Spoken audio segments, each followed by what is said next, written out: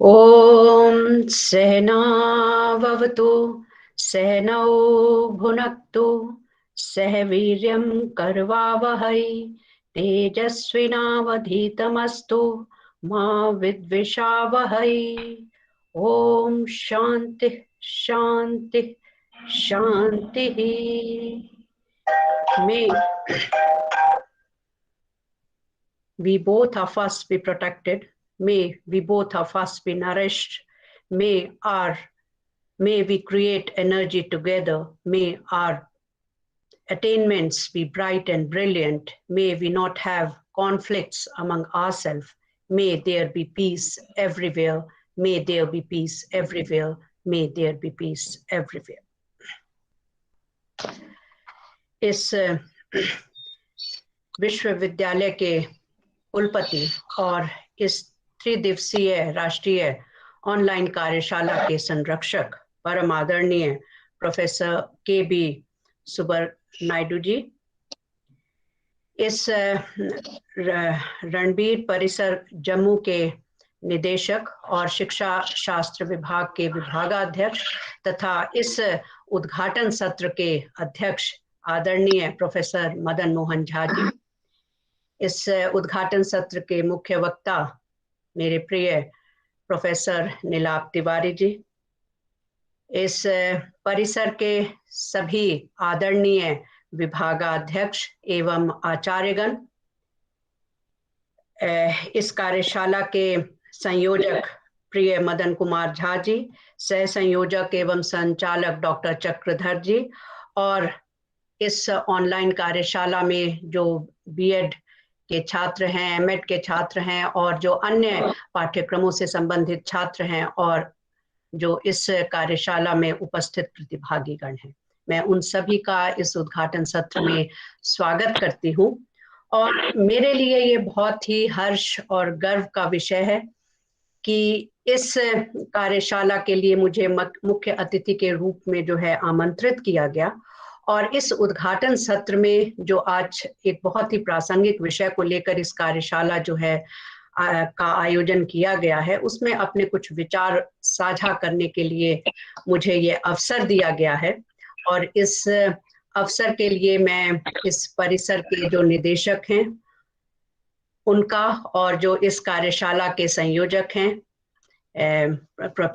Doctor Madan Kumar Jha ji और समस्त जो आयोजक मंडल है उनको मैं धन्यवाद देना चाहूंगी और साथ ही साथ बधाई भी देना चाहूंगी कि आज के अगर हम शैक्षिक परिदृश्य देखें तो उसमें जो इस कार्यशाला का जो विषय लिया है वह अत्यंत हम कह सकते हैं प्रासंगिक है, अर्थपूर्ण है, महत्वपूर्ण है। तो इसके इस सराहनीय प्रयास के लिए जो आयोजक मंडल है वह बधाई का पात्र है। आज के अगर हम परिदृश्य की बात करें तो एक आप कह सकते हैं सूचना का विस्फोट हो रहा है, ज्ञान का विस्फोट हो रहा है और द्रुत तकनीकी की विकास और प्रगति हो रही है जो कि हमारे जीवन के आप देखिए प्रत्येक क्षेत्र को प्रभावित कर रही है। आप अपने आम जीवन देखें, बिना मोबाइल के आप लोग नहीं रह सकते, बिना कंप्यूटर के आप एक दूसरे से अपना संपर्क स्थापित नहीं कर सकते। जीवन का आपका कोई भी छोटे छोटे भी कार्य हैं, आप अपने कंप्यूटर या मोबाइल के ऊपर ही या आप एक तरह से कह सकते हैं टेक्नोलॉजी पर ही निर्भर हैं। और शिक्षा जगत भी इससे अछूता नहीं है और जब हम संस्कृत की बात करें तो वह क्षेत्र भी उससे अछूता नहीं है। तो हम किसी भी विषय के शिक्षक के या विद्यार्थी के या अधिगमकर्ता की बात करें, सभी को यह जो बहुत तेजी से टेक्नोलॉजिकल एडवांसमेंट है, मदन सिंह जी आप म्यूट करें, इको हो रहा है साउंड। Yes, thank you. तो इसका अगर आप फिर से आप अनम्यूट हो गए हैं, मदन सिंह जी प्लीज म्यूट कर लीजिए।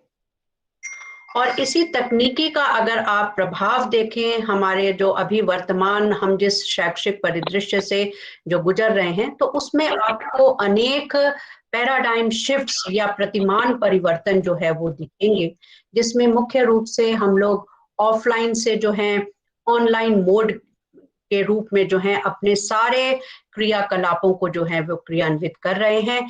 चाहे वह हमारा शिक्षण हो तो हम ऑफलाइन शिक्षण से ऑनलाइन शिक्षण की ओर जा रहे हो, हम ऑनलाइन टीचिंग से ऑफलाइन टीचिंग से ऑनलाइन टीचिंग की ओर जा रहे हैं, ऑफलाइन असेसमेंट से ऑनलाइन असेसमेंट की ओर जा रहे हैं, ऑफलाइन कम्युनिकेशन से ऑनलाइन कम्युनिकेशन की तरफ जा रहे हैं।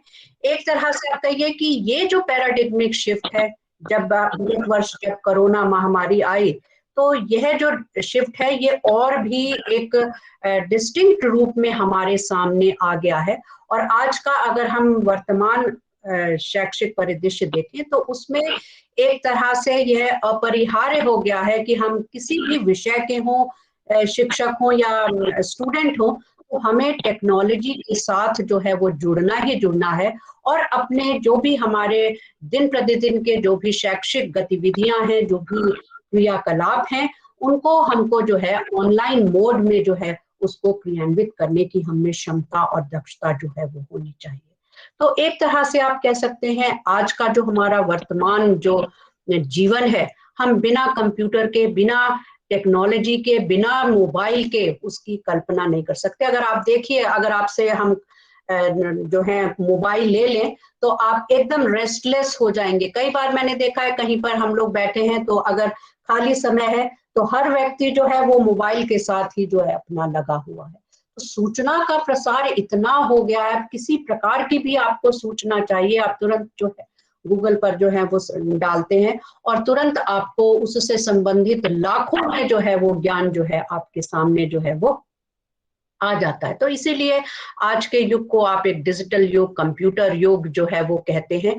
और इसके जो ऑनलाइन आपको जाना है आज के परिदृश्य में, उसका जो मुख्य साधन है जिसके द्वारा आप इस ऑनलाइन जो आप कह सकते हैं मोड है उसमें जाने के लिए आपको जो साधन जो है वो है कंप्यूटर। और आज का विषय जो है कि हम कैसे जो है संस्कृत शिक्षण में जो है कंप्यूटर का जो है वो प्रयोग कर सकें, उसका उपयोग। तो मैंने जैसे पहले कहा कि हम किसी भी विषय के हों उसमें हमको जो है कंप्यूटर या टेक्नोलॉजी का प्रयोग जो है वो करना है। तो अगर आप इसके साथ साथ अगर आप इस वर्तमान परिदृश्य को भी देखें तो उसमें जो हम पहले हमारे एजुकेशन में 3 R's के ऊपर बल दिया जाता था, रीडिंग, राइटिंग और अर्थमेटिक। अब उससे फोकस चेंज हो गया है 4 C's पर। और ये 4 C's क्या है? पहला C जो है कम्युनिकेशन, संप्रेषण। दूसरा C जो है वह है क्रिटिकल थिंकिंग, समीक्षात्मक चिंतन। और तीसरा है कोलैबोरेशन, कि किस तरह से हम सहयोगात्मक रूप में जो है कार्य कर सकें। और चौथा सी जो है वो है क्रिएटिविटी, सृजनात्मकता, रचनात्मकता। तो ये जो 4 C's हैं ये आज 21वीं सदी के स्किल्स भी कहलाते हैं। और यह अगर हम शिक्षा जगत में बात करें तो टीचर्स के लिए और स्टूडेंट्स के लिए ये अनिवार्य है। पहला सी संप्रेषण, कम्युनिकेशन। संप्रेषण किसका? कि जो भी हमारे विषय हैं, जो भी हमारा विचार है, जो भी हमारे पास कंटेंट है, जो भी हमारे पास आइडियाज हैं, जो भी हमारे पास ज्ञान है, उसको हम कैसे प्रभावी ढंग से जो है उसको संप्रेषित कर सकें। और जिस तक संप्रेषित और एक अच्छे कम्युनिकेशन में आपको पता होगा कि आपका शाब्दिक व्यवहार भी आता है और अशाब्दिक व्यवहार भी आता है। तो कम्युनिकेशन स्किल्स आज जो है मतलब आपको विषय ज्ञान तो होना चाहिए, साथ ही साथ आप में कम्युनिकेशन स्किल्स भी जो है वो होनी जरूरी है। दूसरा है क्रिटिकल थिंकिंग, कि आप जिसको हम आज के परिभाषा में जो है हाई ऑर्डर थिंकिंग, उच्च स्तरीय चिंतन क्षमताएं या मानसिक योग्यताएं, जिसमें आप किस तरह से अपने विचारों का या जो भी विषय वस्तु है या कोई भी पाठ्य वस्तु है उसका आप किस तरह से विश्लेषण कर सकते हैं, किस तरह से संश्लेषण कर सकते हैं, उस पर मूल्यांकन कर सकते हैं, आकलन कर सकते हैं। तो ये सब जो है उच्च स्तरीय, और इन्हीं के विकास पर आज की जो हमारी जो राष्ट्रीय शिक्षा नीति भी जो आई है 2020, वो भी इन्हीं उच्च मानसिक शक्तियों पर जो है वो बल देती है। तो किस तरह से हम अपने स्टूडेंट्स में इनका विकास करें, तो हमारा जो शिक्षण होगा वो यही जो 4 जो सीज हैं, इन्हीं के अनुरूप किस तरह से हम इन क्षमताओं का संवर्धन, इन योग्यताओं का संवर्धन, इन कौशलों का विकास जो है अपने स्टूडेंट्स में कर सकें। तीसरा जो है कोलैबोरेशन। कोलैबोरेशन किससे, कि हम कोई भी कार्य करें, कोई भी शैक्षिक कार्य करें, उसमें अपने सहपाठियों से, अगर हम स्टूडेंट हैं तो स्टूडेंट जो हमारे अन्य जो सहपाठी हैं उनके साथ, टीचर हैं तो हमारे जो अन्य जो कोलीग्स हैं उनके साथ हम किस तरह कोलैबोरेट करें। और कोलैबोरेशन केवल इसी स्तर तक नहीं होगा, अपितु कि हम जिस संस्था में काम कर रहे हैं, हम दूसरी संस्था के साथ भी अब कोलैबोरेट करके उस कार्य को जो है वो कर सकें। और आजकल आप देख रहे हैं कितनी कार्यशालाएं, कितनी संगोष्ठियां, कितने सम्मेलन जो हैं आपके कोलैबोरेशन के द्वारा जो है वो किए जाते हैं। इवन प्रोजेक्ट्स जो हैं कोलैबोरेशन के माध्यम से जो है वो किए जाते हैं। और चौथा सी जो है क्रिएटिविटी, ये भी आपकी उच्च मानसिक शक्ति में, और आप जब ब्लूम्स टैक्सोनॉमी पढ़ते हो और जो रिवाइज्ड ब्लूम्स टैक्सोनॉमी है उसमें भी क्रिएटिविटी को सबसे ऊपर रखा है। और जो हमारी राष्ट्रीय शिक्षा नीति है 2020, वो भी क्रिएटिविटी के विकास पर बहुत ज्यादा बल देती है। तो किस तरह से हम अपने स्टूडेंट्स में जो है सृजनात्मकता या रचनात्मक क्षमताओं का विकास कर सकें। तो ये जो 4 जो हमारे कौशल हैं उसके अनुरूप हमको अपने शिक्षण शास्त्रीय कौशल को, कुशलताओं को, और शिक्षण शास्त्रीय विधियों को, पद्धतियों को और रचना कौशलों को जो है उनको अपनाना होगा। तो इस परिप्रेक्ष्य में अगर हम सोचें कि इन जो ये जो 4 सीज हैं जो कि आज की रिक्वायरमेंट है, आज की नीड है, नीड ऑफ द आवर है इन स्किल्स की, चाहे वह टीचर हो चाहे वह स्टूडेंट्स हो, इनका हम विकास कैसे कर सकें। और मेरे ख्याल उसी दिशा में आज की जो कार्यशाला है वह एक प्रयास है, एक आप कह सकते हैं एक छोटा सा कदम है। तो ये जब हम 4 सीज की बात करते हैं तो हमारा जो सोचने का तरीका है उसमें हमको परिवर्तन लाना पड़ेगा, जो हमारा कार्य करने का तरीका है उसमें हमको जो है परिवर्तन लाना पड़ेगा, और फिर जो भी हम कुछ कर रहे हैं डे टू डे में उसमें उसके लिए जो है अपेक्षित कौशल हम में होना चाहिए। और जो भी हम कार्य कर रहे हैं, जो जिस तरह से भी जो हमारी कार्यशैली है उसके लिए क्या ऐसे उपकरण हों, क्या टूल्स हों, क्या सॉफ्टवेयर्स हों, क्या एप्स हों, जिससे कि हम उन कार्यों को कुशलता पूर्वक और बहुत द्रुत रूप में जो है और प्रभावी ढंग से जो है उन कार्यों का संपादन या संचालन जो है वो कर सके। और उसमें आप लोग जानते हैं कि कंप्यूटर एक माध्यम के रूप में, मतलब हम टेक्नोलॉजी का प्रयोग करेंगे, और टेक्नोलॉजी की जैसे ही हम बात करते हैं तो उसके माध्यम के रूप में अगर आप देखें, साधन के रूप में देखें, तो कंप्यूटर जो है एक बड़े विकल्प के रूप में जो है वो हमारे सामने जो है वो आता है। तो जब हम ऑनलाइन टीचिंग की बात कर रहे हैं, और आप देखिए जब हम ऑफलाइन से ऑनलाइन आए, तो ऑनलाइन में भी फर्दर जो है 2 शैली हैं, आप लोग जानते हैं, एक सिंक्रोनस मोड होता है और एक इनसिंक्रोनस मोड। सिंक्रोनस मोड वो है कि जिसमें हम रियल टाइम में, समकालिक, उसी रियल टाइम में हम अपने विचारों का आदान प्रदान कर रहे हैं, या अपने शिक्षण कार्य को कर रहे हैं, या जो भी हम शैक्षिक कार्य कर रहे हैं रियल टाइम में। जैसे अभी मैं आपके सामने जो है रियल टाइम में आपके सामने जो है अपने विचारों को जो है वो प्रस्तुत करें। तो यह जो है एक उदाहरण हुआ सिंक्रोनस का। और दूसरा ऑनलाइन में जब हम कंप्यूटर के माध्यम से बात करते हैं वो है एसिंक्रोनस, जिसमें आपको जरूरी नहीं कि अधिगमनकर्ता को उसी समय होना है। वीडियो जैसे हमारे पास जो रिकॉर्डेड लेक्चर्स होते हैं, आप उसको जब आपके पास समय है आप कहीं पर भी बैठकर जो है उसको जो है उस वीडियो रिकॉर्डिंग को सुनकर और अपना ज्ञान अर्जन जो है वो कर सकते हैं। तो इन शैलियों में जाने के लिए आज अगर हम संस्कृत शिक्षण को जो है, इस कार्यशाला का जो मुख्य विषय भी है कि संस्कृत शिक्षण में हम किस तरह से इन बदलावों को अपना सकें। तो जो संस्कृत विश्वविद्यालय हैं, उनके जो कार्यरत जितने भी टीचर्स हैं, स्टूडेंट्स हैं, उनको यह अपेक्षित हो जाता है कि वह टेक्नोलॉजी के साथ जो है वो जुड़े, और उनमें एक आप कह सकते हैं जो डिजिटल नॉलेज है या डिजिटल कॉम्पिटेंस, वो उसका विकास करना जो है वह अनिवार्य या समय की जो है वो मांग जो है बन गया है। और आज का अगर हम देखें, जब हम डिजिटल नॉलेज या डिजिटल कॉम्पिटेंस की बात करते हैं, तो हमें एक तरह से आप कहिए कि बहुत कुछ सीखने की जरूरत है, बहुत कुछ सीखने की इस क्षेत्र में आवश्यकता है। जो हमारी न्यू एजुकेशन पॉलिसी बोलती है कि जो है भारतीय शिक्षा प्रणाली केंद्रित जो है शिक्षा हम प्रदान करेंगे, इंडियन एजुकेशन सिस्टम सेंटर्ड। और जब हम भारतीय शिक्षा केंद्रित बात करते हैं, शिक्षा की बात करते हैं, तो उसमें संस्कृत की बहुत ही अहम भूमिका। हमारा जितना भी अगर आप शिक्षा प्रणाली देखें, सभी जो है, चाहे हम अपना वांग्मय देखें, तो उसमें सभी बातें जो है वो संस्कृत में, तो वहां पर संस्कृत जो है वो बहुत महत्वपूर्ण भूमिका जो है वो अदा करती है। तो उस ज्ञान को, और साथ साथ जो हमारे पाठ्यक्रम है, संस्कृत से जुड़े जितने भी पाठ्यक्रम हैं, उनका क्रियान्वयन के लिए जो हम शिक्षण पद्धतियों का प्रयोग कर रहे हैं, जिन शिक्षण शास्त्रियों विधियों का प्रयोग कर रहे हैं, उसमें एक भारी बदलाव की आवश्यकता है, ताकि जो मैंने अभी 4 C's की बात की, उन 4 C's का जो है हम विकास जो है उसको सुनिश्चित कर सकें। और मुझे एल्विन टॉफलर की जो है यहाँ बात रखना चाहूंगी, जिसमें वो कहते हैं कि 21वीं सदी में निरक्षर वह व्यक्ति नहीं है जो लिख या पढ़ ना सके, परंतु बल्कि वह है जो लर्न नहीं कर सकता, जो अनलर्न नहीं कर सकता, और जो रीलर्न नहीं कर सकता। तो आज का अगर आप परिप्रेक्ष्य देखें, जो कि एल्विन टॉफलर भी कहते हैं कि हमको आज के परिप्रेक्ष्य में, चाहे हम शिक्षक की भूमिका में हो, चाहे हम विद्यार्थी की भूमिका में हो, चाहे हम अधिगमकर्ता की भूमिका में हो, हम किसी भी रोल में हो, ठीक है, तो हमें एक सीखने के लिए एक हमारे में जो है वो इच्छा जो है वो होनी चाहिए।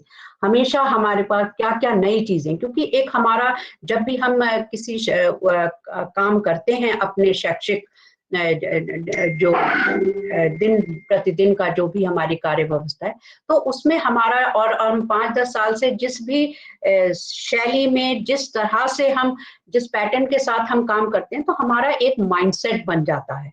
और आज जब हम एकदम, जब आप देखिए पिछले साल जब ऑनलाइन की बात हुई, तो एकदम हमको क्या हुआ कि हम जिस ऑफलाइन मोड में थे, हमको तुरंत जो ऑनलाइन मोड में आना पड़ा। और जब से ही हम ऑनलाइन मोड की बात करते हैं, तो बहुत सारी चुनौतियां, बहुत सारी समस्याएं हमारे सामने आई, और हम लोगों ने उसका बहुत अच्छी तरह से जो है वो सामना भी किया कि उसमें क्या क्या चीजें, क्योंकि जब ऑनलाइन के लिए चाहिए तो आपके पास डिजिटल नॉलेज और डिजिटल स्किल्स, डिजिटल कॉम्पिटेंसीज जो है वो होनी चाहिए।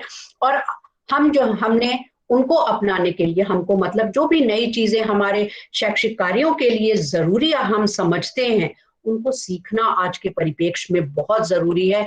चाहे हमारे 20 साल का हमको शिक्षण अनुभव हो गया हो, चाहे 30 साल का हो गया हो, लेकिन आज समय की मांग है कि हमको हमेशा, और इसीलिए हम कहते हैं अधिगम जो है वह जीवन पर्यंत जो है प्रक्रिया है। Learning is an life long process. तो हम जीवन के किसी भी, या अपनी शैक्षिक यात्रा के किसी भी पड़ाव में हो, तो हमें अपना सीखने की प्रक्रिया को रोकना नहीं है। और फिर हम इस सीखने की प्रक्रिया में इतनी सारी चीजें सीख सकते हैं जो आज के परिप्रेक्ष्य में हम सोचते हैं कि वो अनावश्यक है, तो उसको हमको अनलर्न करना है, उसको हटाना है, उसको भूल जाना है, ताकि हमारा दिमाग जो है उन बातों को रख सके जो आज के आप कह सकते हैं परिप्रेक्ष्य में जो है प्रासंगिक हैं और अर्थपूर्ण है। तो उन चीजों को हम जो जरूरत की हैं आज के परिप्रेक्ष्य में, उनको सीखें, और जो आज के परिप्रेक्ष्य में या आज हम सोचते हैं कि जरूरत नहीं है, तो उनको हम अनलर्न करें।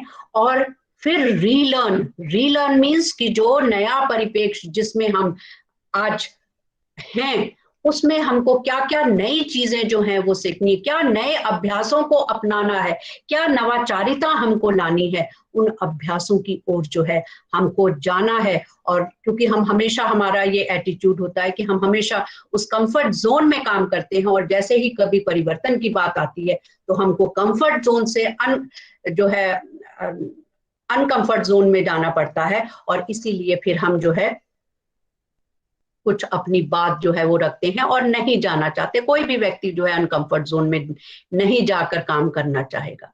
तो हमेशा याद रखिए कि जब हम कंफर्ट जोन में, और अनकंफर्ट जोन जब भी आता है जब कुछ नई चीजें हमारे सामने आती हैं और हमारे लिए एक अनिवार्यता के रूप में हमारे सामने आ जाती है। जैसे आज के परिप्रेक्ष्य में हम देखें कि हर टीचर को, हर स्टूडेंट को टेक्नोलॉजी के साथ जो है एक आप कह सकते हैं दोस्त वाला नाता जो है वो निभाना पड़ेगा। एक दोस्त बनकर टेक्नोलॉजी को अपने शैक्षिक क्रियाकलापों में उसका अभिन्न अंग जो है वो बनाना पड़ेगा।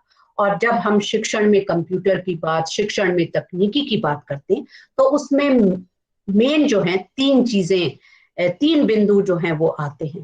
पहला बिंदु है कि हमको विषय ज्ञान है, हम जो भी विषय पढ़ रहे हैं, जो भी हम कोर्स कर रहे हैं उसमें जो भी विषय है उस विषय का को ज्ञान हमारे पास है ही, प्लस उस ज्ञान के साथ हमारे पास उसके संप्रेषण के लिए शिक्षण शास्त्रीय ज्ञान भी होना चाहिए, जिसको हम कहते हैं पेडागोजिकल नॉलेज। तो कंटेंट नॉलेज भी होनी चाहिए हमको और पेडागोजिकल नॉलेज भी होनी चाहिए। और पेडागोजिकल नॉलेज के साथ साथ आज के परिप्रेक्ष्य में हमारे पास टेक्नोलॉजिकल नॉलेज भी होनी चाहिए, जिसको हम टीके कहते हैं। तो CK content knowledge, pedagogical knowledge PK, और हमारे पास टेक्नोलॉजिकल नॉलेज टीके, ये तीनों होनी चाहिए। पहले हम केवल कंटेंट नॉलेज से अपना और जो है पेडागोजिकल नॉलेज से काम चला लेते थे, लेकिन आज के संदर्भ में हमको इन तीनों जो है ज्ञान जो है हमारे पास होना चाहिए। और फिर इन तीनों ज्ञान में जो अंतर क्रिया होती है, सीके, पीके और टीके में जो अंतर क्रिया होगी, उससे फिर नए क्षेत्र जो हैं वो उत्पन्न होंगे। जैसे कंटेंट नॉलेज और पेडागोजिकल नॉलेज का जो अंतर क्रिया होगी या उसका गुणा करोगे, उसमें अंतर क्रिया की कब किसकी जरूरत पड़ेगी, कभी हमको कंटेंट की ज्यादा है, कभी हमारे पास पेडागोजिकल नॉलेज की किसी परिस्थिति में ज्यादा है, तो उसमें हम जो है इंटरप्ले करेंगे जैसी हमारी शिक्षण परिस्थिति है या शैक्षिक परिस्थिति है, और उससे जो है आपका कंटेंट नॉलेज और पेडागोजिकल नॉलेज की अंतर क्रिया से आपका पीके पेडागोजिकल पीसी के पेडागोजिकल कंटेंट नॉलेज जो है वो आएगी।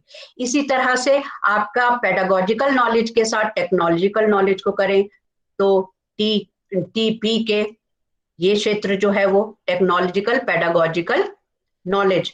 और फिर अगर आप अपने कंटेंट को टेक्नोलॉजिकल नॉलेज से करेंगे तो आपका हो जाएगा टीसी के, मतलब टेक्नोलॉजिकल कंटेंट नॉलेज।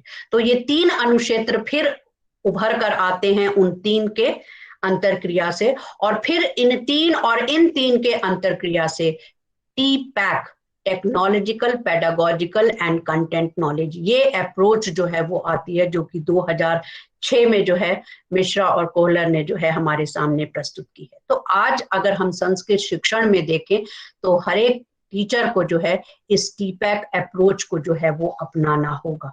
तो केवल जो है कंटेंट नॉलेज नहीं, कंटेंट नॉलेज क्या है, हमारा विषय ज्ञान, हम जो भी विषय में जो है संप्रेषण कर रहे हैं, आइडियाज कर रहे हैं, उसमें हमारा विषय ज्ञान। और पेडागोजिकल नॉलेज है कि किस तरह से हम उस ज्ञान को, उस विचार को, उस आइडियाज को जो है वो संप्रेषित कर रहे हैं, शेयर कर रहे हैं, और जिससे कर रहे हैं उससे वह प्रभावी ढंग से जो है वो करें। तो उस तरीके को हम पेडागोजिकल जो है नॉलेज कहते हैं। और टेक्नोलॉजिकल नॉलेज, किस तरह से हम इन्हीं क्षेत्रों में जो है तकनीकी का प्रयोग और अनुप्रयोग जो है वो करते हैं। तो कब किस चीज की जरूरत है ये हम डिसाइड करेंगे, और जब हम यह निर्णय तभी सही ले पाएंगे जब हमको इन तीनों ज्ञान की जो है पूरा तीनों का जो है ज्ञान हो, कंटेंट का ज्ञान हो, पेडागोजी का ज्ञान हो और टेक्नोलॉजी का ज्ञान हो। और जब हम इस ज्ञान की जब हम बात करते हैं तो इसके लिए हमारे पास इस कंटेंट के डेवलपमेंट के लिए, इस कंटेंट के प्रेजेंटेशन के लिए जो है और शिक्षण के लिए, पेडागोजी के लिए हमारे पास वेरियस सॉफ्टवेयर्स हैं, वेरियस टूल्स हैं, वेरियस एप्स हैं। और उस पर मैं आपके, मेरे ख्याल ये कार्यशाला के जो विविध सत्र हैं उन पर बात करेंगे, तो उनमें मैं डिटेल में नहीं जाऊंगी। तो आपके टीचिंग के, ऑनलाइन टीचिंग के लिए वेरियस हैं, जैसे हम गूगल मीट के द्वारा जो है वीडियो कॉन्फ्रेंसिंग जो है वो कर रहे हैं, ऑडियो बेस्ड आपके काफी सारे सॉफ्टवेयर्स हैं उसके डेवलपमेंट के लिए, और जो है प्रेजेंटेशन के लिए आप जैसे पावर पॉइंट जो है बनाते हैं, किस तरह से इफेक्टिव पावर पॉइंट बनाते हैं। तो ये सब छोटी छोटी स्किल्स हैं, और इन स्किल्स को अपनाने के लिए हमारे पास बहुत सारे सॉफ्टवेयर्स हैं, टूल्स हैं, और किस तरह से आप इन सॉफ्टवेयर्स को, टूल्स को, और पेडागोजिकल टूल्स भी हैं, असेसमेंट टूल्स भी हैं, टीचिंग के लिए भी हमारे पास हैं, और किस तरह से हम कोई कोर्स बना सकते हैं। तो हमारे एक तरह से जितने भी शैक्षिक कार्य हैं उन सभी के लिए आपके पास जो है फ्री सॉफ्टवेयर्स, फ्री टूल्स और फ्री एप्स हैं। तो उन सब का आज के अगर हम परिप्रेक्ष्य में देखें, स्पेशली अगर जब हम संस्कृत के विकास की बात करें और संस्कृत शिक्षण की बात करें, तो हर टीचर, हर विद्यार्थी जो है वह उससे अभिज्ञ हो। तो जितने हमारे सॉफ्टवेयर्स हैं, चाहे वह आपके टीचिंग हो, पेडागोजिकल के, उस आप जाने कौन कौन से हैं। तो सबसे पहला स्तर तो है अभिज्ञता का स्तर, कि आप उन टूल्स को जाने कि वो कौन कौन से टूल्स हैं। और इस पर हमारे सेंटर के द्वारा जो है बहुत सारे जो हैं वर्कशॉप्स भी कराई गई हैं। अब ई कंटेंट की जब हम बात करते हैं, कैसे एक अच्छा ई कंटेंट बनाया जा सकता है, आपको पता है ई कंटेंट चित्र के रूप में हो सकता है, वीडियो के रूप में हो सकता है, ऑडियो के रूप में हो सकता है, और फिर इसके भी जैसे हम चित्र का लेते हैं, आपके पास कंसेप्ट मैप है, किस तरह से एक हम डिजिटल कंसेप्ट मैप बना सकते हैं, किस तरह से वर्ड क्लाउड एक अब आपके पास चित्र ही जो है चित्र है, आपने देखा होगा, और किस तरह से हम उसके लिए हमारे पास एप्स हैं, किस तरह से वीडियो जो है, वीडियो के लिए भी आपके पास बहुत से हैं, जैसे स्क्रीन कास्टिफाई, स्क्रीन कास्टोमेटिक, बहुत सारे आपके पास जो है टूल्स हैं, लूम है, फ्री ऑफ कॉस्ट है। फिर इनकी कैसे आप एडिटिंग, अपने छोटे छोटे जो है एडिटिंग कर सकते हैं, जिसमें कुछ पार्ट आपको डिलीट करना है, ऐड करना है, स्मॉल स्मॉल जो एडिटिंग वो कर सकते हैं। उसके पास भी आपके पास फिल्मोरा है, बहुत सारे आपके पास जो है टूल्स हैं, और इनको जानना बहुत जरूरी है आज के परिप्रेक्ष्य में। तो अगर हमको अपने संस्कृत शिक्षण में और उसके को प्रभावी बनाना है आज के परिप्रेक्ष्य में, और उसको प्रासंगिक बनाना है, तो हमको इन सभी टूल्स से, सॉफ्टवेयर से, ऐप से जो है को जानना होगा। और फिर जानने के बाद जो दूसरा स्तर आएगा कि किस तरह से आप उनको जो है उनका प्रयोग कर सकें, उनका अनुप्रयोग कर सकें अपने शिक्षण में, और कब उसका प्रयोग करना है, कैसे प्रयोग करना है, कहाँ प्रयोग करना है, ये सब भी जानना आज के परिप्रेक्ष्य में जो है वो हम सब के लिए बहुत जरूरी हो गया है। तो अगर हम सरवाइव करना चाहते हैं अपने जहां पर भी हम, चाहे शिक्षक हो चाहे स्टूडेंट हो, तो इन सब को जानना और फिर उन सब का प्रयोग करना, और प्रयोग भी कैसा, बुद्धिमत्ता पूर्ण, इंटेलिजेंट यूज जो है हम उस अपने जो है शैक्षिक कार्यों में उसका कर सके, यही आज की जो है समय की मांग है। और इसी से ही हम अपने संस्कृत शिक्षण को और जो है अच्छा जो है वो बना पाएंगे, और बेहतर बना पाएंगे, और प्रभावशाली जो है वो बना पाएंगे। और जब हम संस्कृत शिक्षण और इन की बात करते हैं कि इसके लिए हमको ये जो टी-पैक अप्रोच है इसको अपनाएं, और जो वेरियस टूल्स हैं उनको हम जानें और उनका प्रयोग करें, उनको अपने शैक्षिक प्रक्रिया के साथ जो है इंटीग्रेट करें। तो एक तरह का आपको हम कह सकते हैं कि एक तरह का आपको एक वर्किंग स्टाइल हमको आज बनाने की जरूरत है। एक ऐसा वर्किंग स्टाइल जिसमें 8 चीजें होनी जरूरी है। पहली चीज कि उसमें ओपननेस हो। हम जनरली जब टीचिंग करते हैं तो हम देखते हैं कि हम बहुत ही रिजिड होकर जो है अपने जो भी विषय को लेकर आते हैं उस विषय को जो है पढ़ाते हैं, और पढ़ाकर और फिर चले जाते हैं। राष्ट्रीय शिक्षा नीति भी कहती है कि एक हम खुले वातावरण का अपने कक्षा में जो है वो निर्माण कर सके, जिसमें जो है उच्च मानसिक शक्तियों का हम विकास अपने छात्रों में, अपने जो अधिगमकर्ता हैं उनमें कर सके। तो पहला जो बिंदु है जो कि हमारी कार्यशैली में होना चाहिए कि उसमें एक खुलापन होना चाहिए, ओपननेस होनी चाहिए।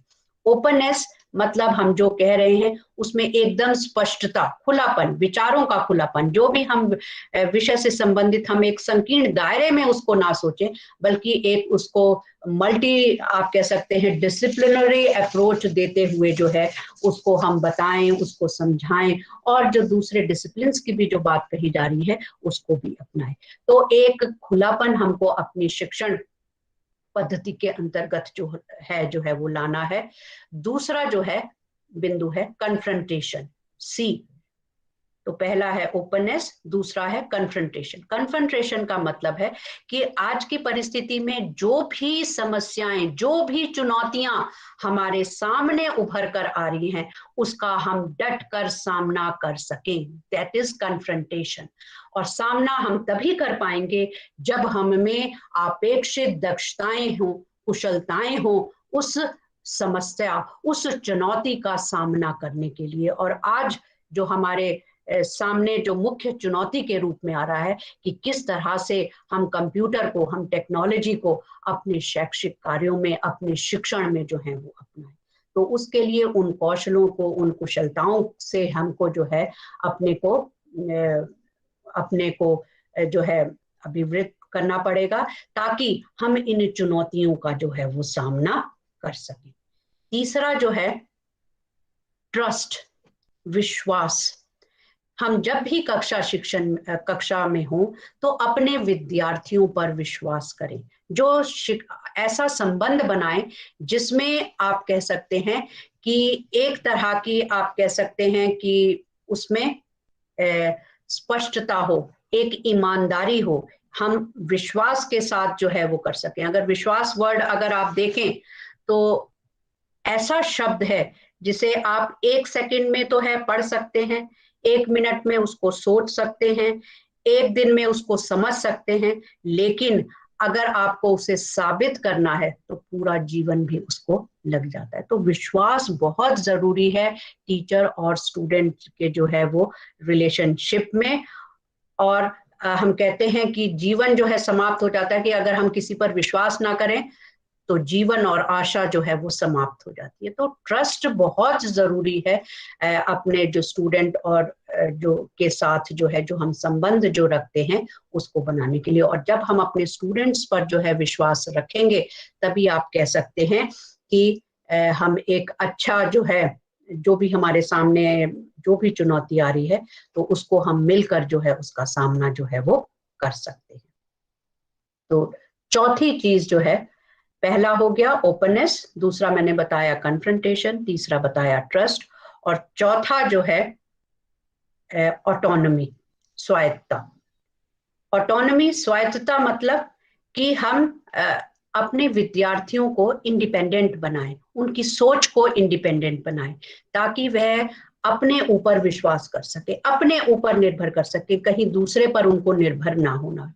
तो एक सोच में ऑटोनॉमी उनकी आ सके, इस तरह का हमको अपने कक्षा के परिवेश में जो है, इस तरह का हम एक माहौल बनाए, एक तरह का परिवेश का सृजन करें जिसमें जो है स्वायत्तता हो, सभी को अपने विचारों को अभिव्यक्त करने की स्वतंत्रता हो, ताकि जो भी हमारा विद्यार्थी है, जो भी हम बात कर रहे हैं अपनी कक्षा में, जो भी पाठ्य वस्तु जो है बता रहे हैं उसमें उसको वो पूरी स्वतंत्रता हो, और जो भी वह बात कह रहा है उसको हम किस तरह से उस कक्षा के अंतर्गत जो है वो ले सकते हैं। सुशांता डे, कोई आपका प्रश्न है? अगर नहीं है तो प्लीज हैंड ना रेस करें।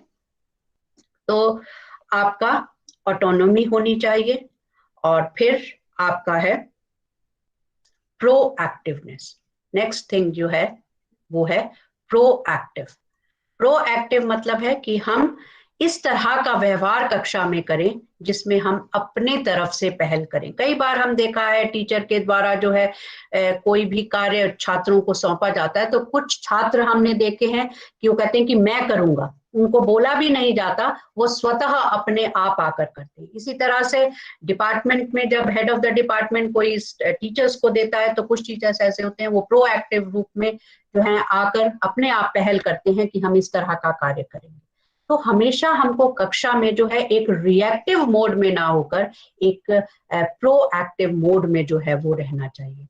और प्रोएक्टिव मोड जो है ये भी जो है क्रिएटिविटी की ओर जो है हमको ले जाता है, और जो हमारी राष्ट्रीय शिक्षा नीति भी जो है वो कहती है। तो प्रोएक्टिव हमको जो है वो रहना पड़ेगा। और फिर नेक्स्ट है जो है आपका कोलैबोरेशन। ठीक है, कोलैबोरेशन ये मैंने आपको 4 जो स्किल्स बताई थी उसमें भी आता है। और ये जो कोलैबोरेशन है मतलब हम साझेदारी के साथ, भागीदारी के साथ जो है कोई भी कार्य जो है वो करें। और जब हम किसी भी कार्य को मिलकर जब एक साथ एक टीम के साथ वर्क करते हैं, टीम स्पिरिट के साथ काम करते हैं, तो उस कार्य की जो परिणति है वो एक बहुत ही अच्छे कार्य के रूप में, एक प्रभावी कार्य के रूप में जो है वो परिणत होती है। तो ये भी आपको जो है अपनी कार्यशैली में जो है वो अपनाना होगा कि हम जो भी कार्य करें, चाहे वह शिक्षक के रूप में हो, चाहे वह छात्र के रूप में हो, तो हम एक टीम के रूप में। और टीम कब बनती है कि उस टीम में अलग अलग योग्यताओं के, अलग अलग आप कह सकते हो क्षमताओं के, अलग अलग विषयों के, मतलब जिस भी कार्य के लिए आप टीम बना रहे हैं और उस कार्य को करने के लिए जिस जिस तरह के कौशल चाहिए, वो कौशल हमारे प्रत्येक उस टीम के सदस्य में जो है वो होना चाहिए, ताकि जो हमने टीम जिस उद्देश्य से बनाई है उस उद्देश्य की पूर्ति वह टीम जो है वो कर सके। और हम इसमें टीम जब वर्क और जब कोलैबोरेशन की जब हम बात करते हैं तो उसमें हम विन विन मॉडल की बात करते हैं कि सबका साथ सबका विकास। और हमारा जो मेरे ख्याल प्रधानमंत्री हैं वो भी, उनका भी यही नारा है कि हम सबको लेकर साथ चलें। तो कक्षा परिवेश में जब हम बात करते हैं कि हम मिलकर जो है कार्य को करें, तो पहले हम देखा है तो नेचुरली आपको इस तरह की शिक्षण विधियों का प्रयोग करना पड़ेगा जो कि स्टूडेंट सेंट्रिक हो और जो कि समूह पर, ग्रुप बेस्ड हो, समूह आधारित हो। और जब समूह आधारित आप शिक्षण विधियों का प्रयोग आप जब करेंगे तो आप उसमें देखेंगे कि आप उस टीम को लेकर जो है वो कार्य जो है वो करेंगे। ठीक है, तो एक टीम वर्क, एक टीम स्पिरिट, और उसके लिए हमारे पास जो है किस तरह का जो है हम टीम जो है अपनी कक्षा में बनाएं, जिससे कि हम जिस भी कक्षा शिक्षण के जिस भी उद्देश्य से आए हैं उन उद्देश्यों की जो है वो पूर्ति कर सके। तो जो आज का जो इरा है वो कंपटीशन का नहीं अपितु कोलैबोरेशन का है। और इस कोलैबोरेशन को हमारी राष्ट्रीय शिक्षा नीति भी, और जो हमारे 4 C's हैं, जो 21वीं सदी के जो 4 कौशल हैं, उनमें भी यह बहुत मुख्य है, कोलैबोरेशन। तो ये बहुत जरूरी है। और फिर हम ये भी जानते हैं कि जब हम कंपटीशन के उसमें रहते हैं तो कंपटीशन नहीं या प्रतिस्पर्धा नहीं, अपितु हमको एक मिलकर जो है साथ साथ मिलकर जो है किसी कार्य को करना है। और इसीलिए आप जानते हैं कि यह कहा गया है कि मैं किसी से बेहतर करूं क्या फर्क पड़ता है, मैं किसी से बेहतर करूं क्या फर्क पड़ता है, मैं किसी का बेहतर करूं बहुत फर्क पड़ता है। तो जब हम कोलैबोरेशन मोड में होते हैं तो हम इसी उद्देश्य के साथ जो है वो चलते हैं कि हम किसी का बेहतर, जो हमको आता है हम दूसरे को दे सकें, और जो दूसरे को आता है वो हमको दे सके। और इस तरह से टीम जो है मिलकर जो है वो कार्य करती है। और फिर है ए मीन्स ऑथेंटिक। ऑथेंटिक मतलब कि हम जो भी हम कहते हैं, जो भी करते हैं, उसमें एक अनुरूपता हो। जो भी हम सोचते हैं, जो भी हमारी फीलिंग्स हैं, उसके साथ उसकी अनुरूपता हो। तो जो भी हम अपने कक्षा में जो भी बातें रख रहे हैं, विषय में जिस तरह से रख रहे हैं, उसमें एक विश्वसनीयता हो, एक प्रामाणिकता हो, एक ईमानदारी के साथ जो है हम उसको एक वास्तविक रूप में उन कार्यों को जो है वो करें। और लास्ट है हमारा एक्सपेरिमेंटेशन, जिसमें हम नए नए नवाचारिक अभ्यासों को लेकर नवाचारिता को जो है उसका अपने कक्षा शिक्षण के अंतर्गत जो है प्रयोग करें, उसको प्रोत्साहित करें, उसको बढ़ावा दें। और किसी भी चीज को अगर आप एक नया दृष्टि दें, कई बार आप देखिए कई चीज ऐसी होती हैं जो कि हम उसको एक नया जब दृष्टिकोण प्रदान करते हैं तो एक हमारे उसमें जो है एक नए तरह से उस कार्य को जब हम करते हैं तो वो आपका आएगा प्रायोगिकता, या आप कह सकते हैं रचनात्मकता, जिसमें आप एक वास्तविक रूप में और एक नए तरह से उस कार्य को जो है वो करते हैं। तो इस तरह से अब हमारी इस जो कार्यशैली है उसमें ये 8 चीजें जो हैं जिसको हम अगर जोड़ें तो ऑक्टापेस के नाम से जो है वो जान सकते हैं। पहली मैंने बताई ऑक्टापेस में O stands for openness, C stands for confrontation, T stands for trust, A stands for autonomy, P stands for proactiveness, A stands for authentic, and C stands for collaboration, and E stands for experimentation. तो अगर हम अपनी इस ऑक्टापेस कार्यशैली में को अपनाएं तो यह किस में परिवर्तित होगी? पैग कल्चर में, पैग कार्य संस्कृति में। पैग मीन्स कि हम उस कार्य को प्राइड के साथ, एंजॉयमेंट के साथ और ग्रोथ के साथ एक परिवेश, एक कल्चर जो है हम अपनी कक्षा में जो है वो डेवलप करेंगे, जिसको हम पैग कल्चर कहते हैं, प्राइड, एंजॉय एंड ग्रोथ। तो इस तरह का एक वर्किंग कल्चर जो है अगर हम ऑक्टापेस कार्यशैली को अपनाते हैं, जिसके मैंने आपको 8 बिंदु बताए, उनको अपनाकर हम अपनी कक्षा में एक पैग कल्चर, और जो कि हमको सहायता प्रदान करेगा कि जो आज की जो भी चुनौतियां हमारे सामने आ रही हैं उनका सामना करने को, और हम जो भी हमारी व्यावसायिक दक्षताएं हैं उनको बढ़ाने के लिए एक सोच देगा। और इस कल्चर का निर्माण करने के लिए हमारे पास स्वाभाविक है कि एक पॉजिटिव एटीट्यूड होना चाहिए, एक सकारात्मक सोच होनी चाहिए, एक सकारात्मक दृष्टि होनी चाहिए, एक सकारात्मक जो है दृष्टिकोण जो है वो होना चाहिए।